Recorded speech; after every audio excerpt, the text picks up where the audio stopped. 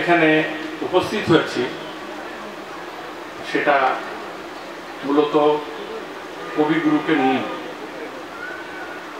কবিগুরু নদী ভ্রমণ এবং নৌকা ভ্রমণ, যেটা ওনার বোট ছিল, সেই বোটের আকারে একটি জাহাজও কিন্তু তৈরি করা হয়েছিল এখানে, কিন্তু সেটা আমার মনে হয় সেটা নষ্ট হয়ে গেছে। কিন্তু এই ছোট্ট বোটটি, যেটা বড় বোটের সাথে লাগানো হতো, সেটা এখনো সেটা রয়েছে।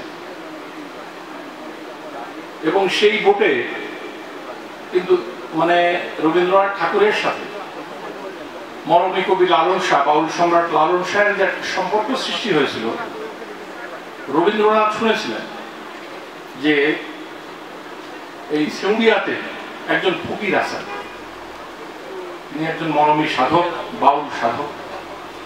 তো উনি আমন্ত্রণ জানিয়ে নিয়ে এসেছিলেন ওনার ভাই যতীন্দ্রনাথ ঠাকুর।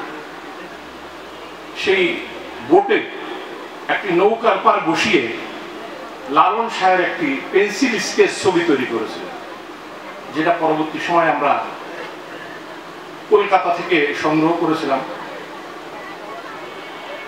এখন আমাদের সিউড়িয়া লালন শাহের মাজারে আছে, ওখানে লাইব্রেরিতে, মিউজিয়ামে সেই ছবি রয়েছে।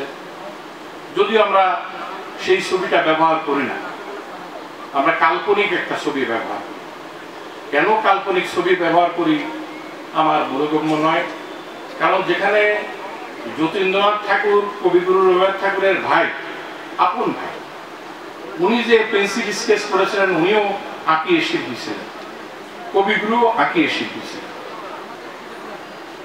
আমার বোধগম্য নয় যে কেন ওই ছবিটি ব্যবহার করা হয় না বা হচ্ছে না।